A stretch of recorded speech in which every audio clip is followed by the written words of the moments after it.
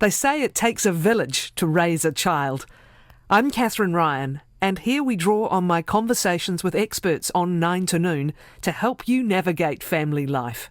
Growing and developing young adults with grit and heart who can handle real-world pressures has been the focus for family coach Yvonne Godfrey for the past decade. She's a coach, author, speaker and founder of MIOMO, a 4-day independence program to equip over 16s for adult life.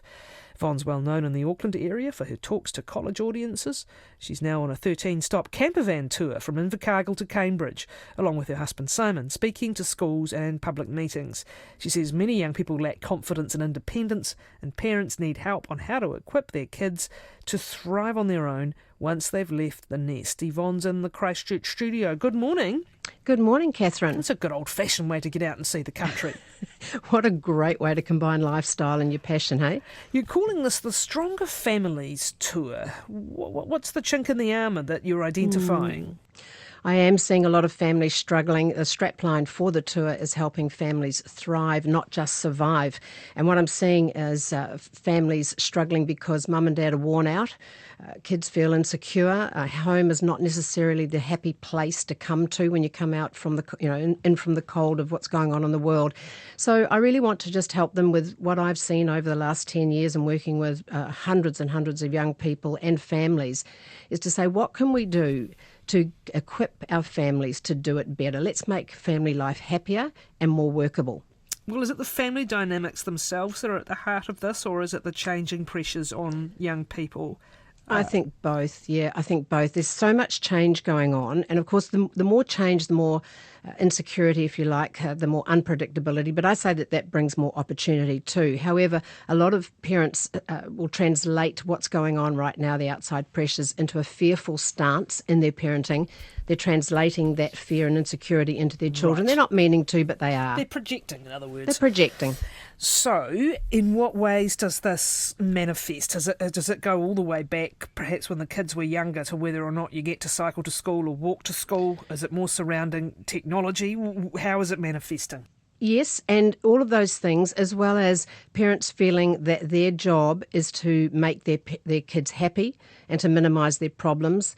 You've heard the helicopter parenting styles and all of those that are similar. But the bottom line is that they're trying to pave the way for their kids. And you can understand why. We don't want our kids to go through undue stress.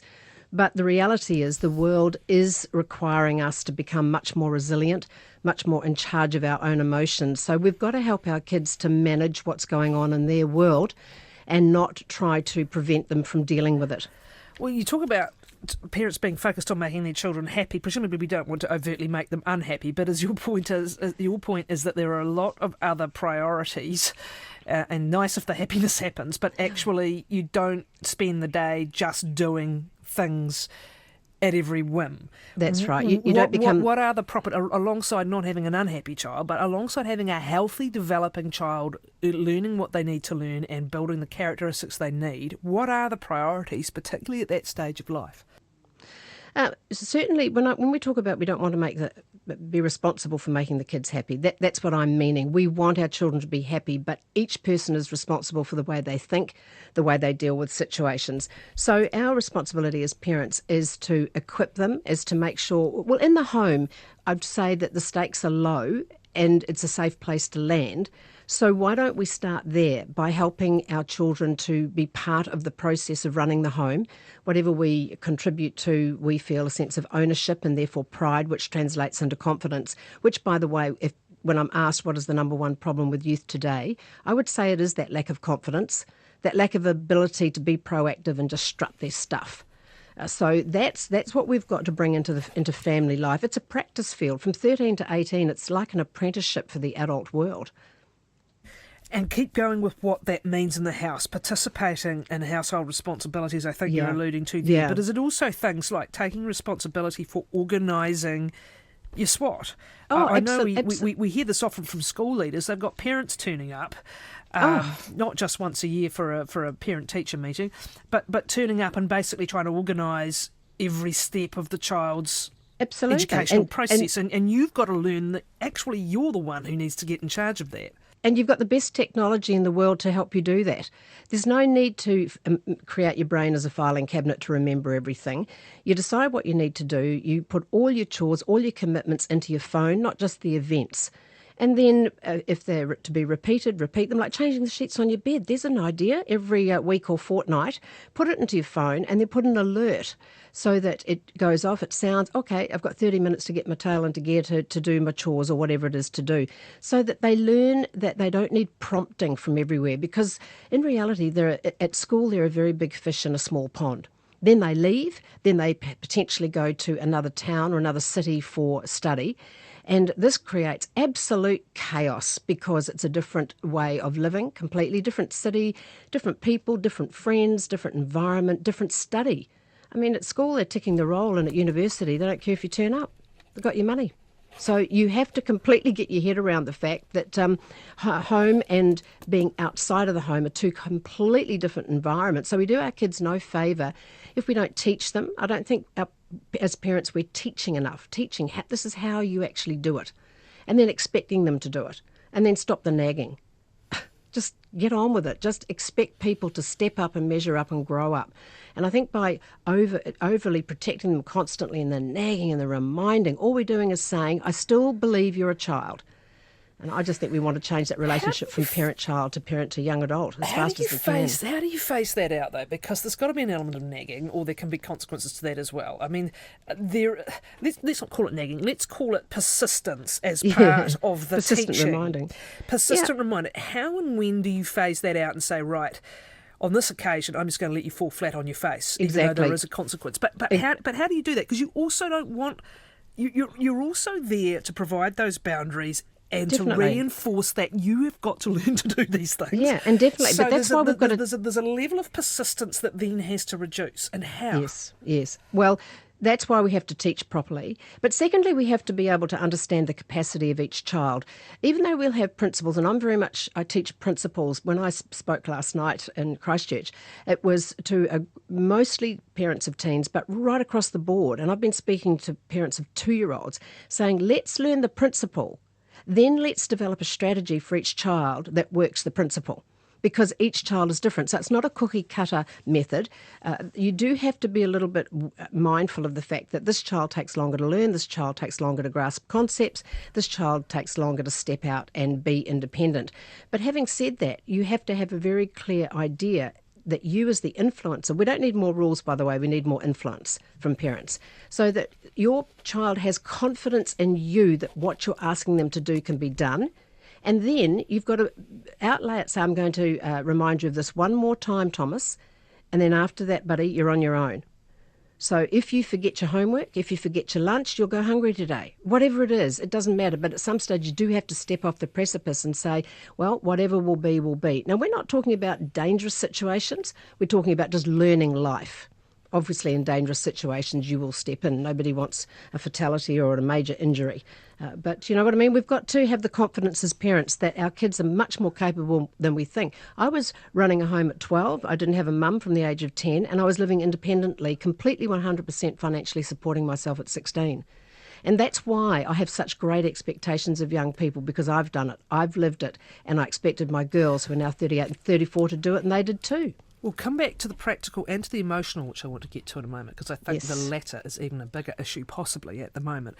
But then there are children and young people for whom there is a reason to that reticence or that reluctance or the dragging the heels, and do you need to be on to that? If the reason you've got one child who gets onto it pretty quickly, manages themselves, doesn't forget stuff, gets to where they need to be, and another who doesn't, sometimes you need to scratch the surface to say, what's going on here? Why is there a resistance to this? Totally. Some children just absolutely loathe school. I was talking to one parent last night, and her child is ADHD to the max, and and dyslexic. And that poor little kid is just miserable. He's in year 8. So that's one reason. It could be just the distractions. Let's get rid of these devices in the morning.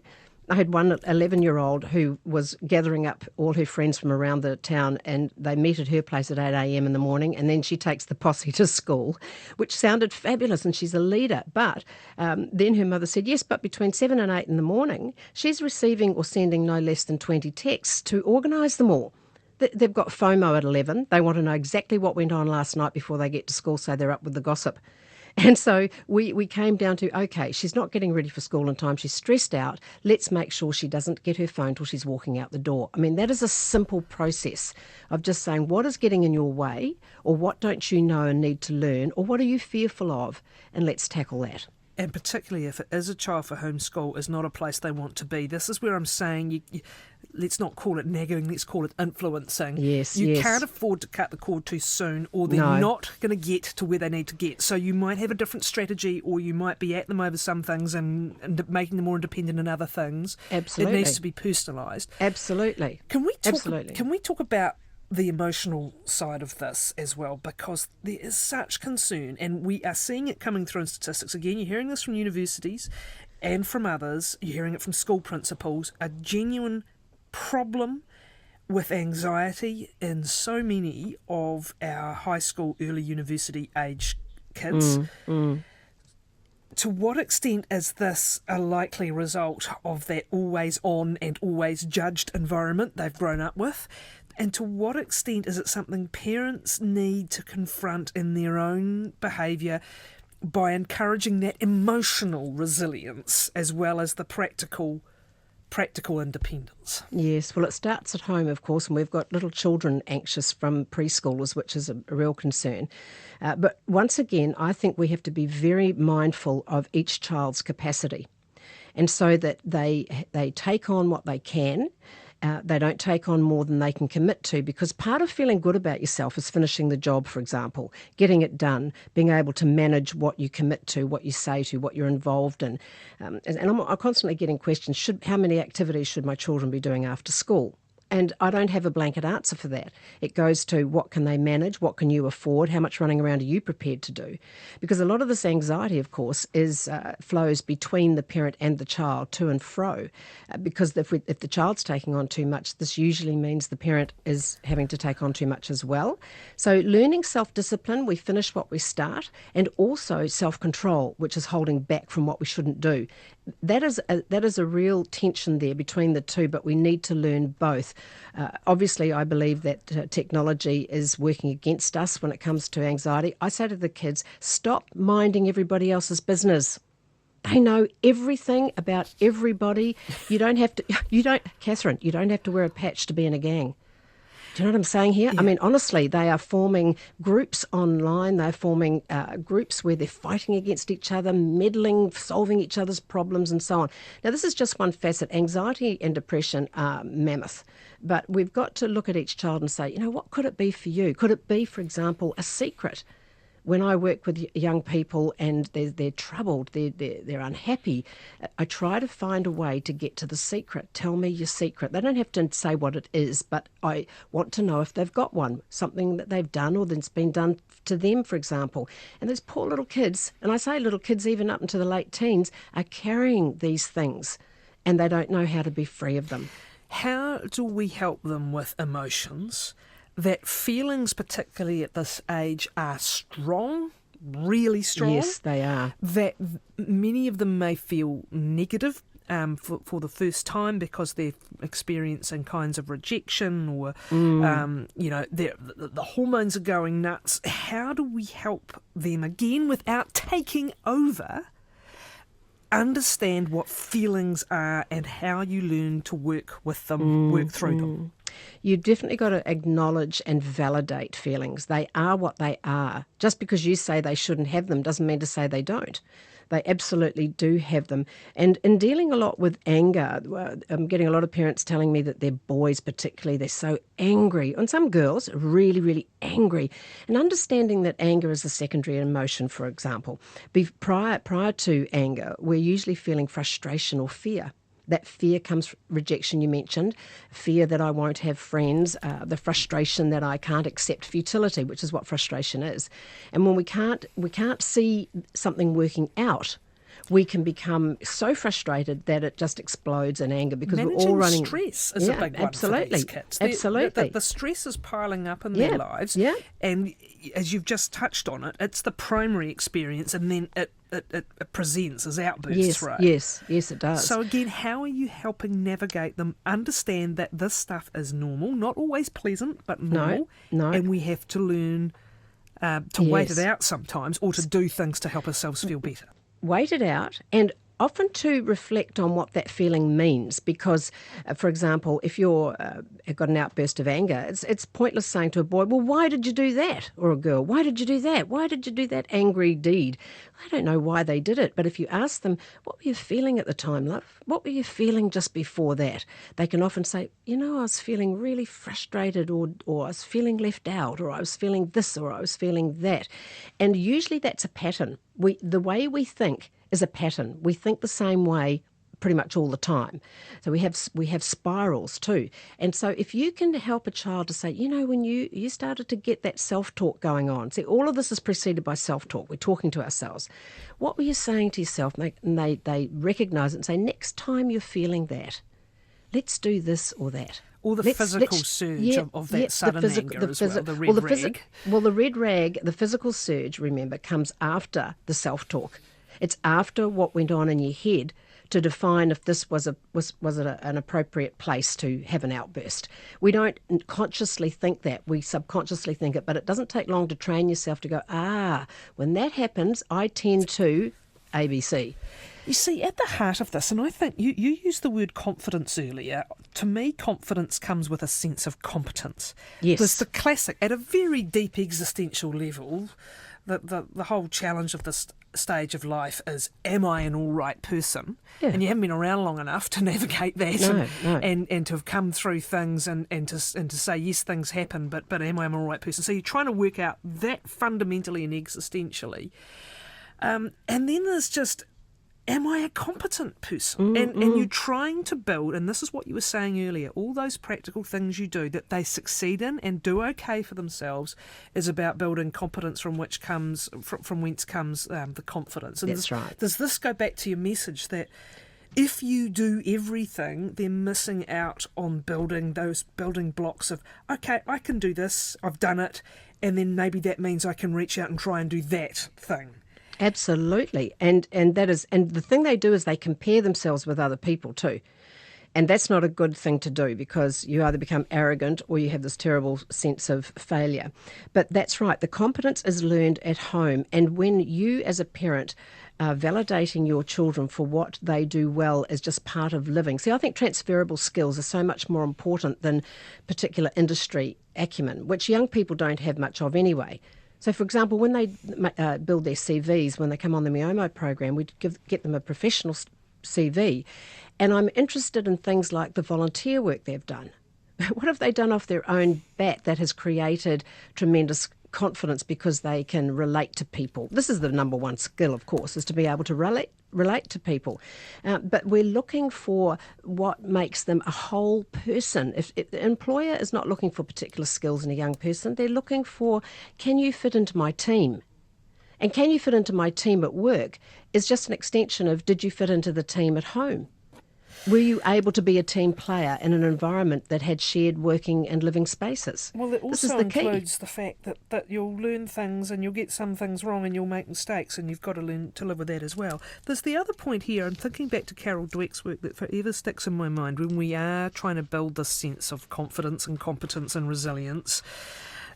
Praise the way they do things rather than saying you're brilliant at this or you're brilliant at that. Yes. In other words, the reinforcement is towards the action undertaken or the initiative undertaken.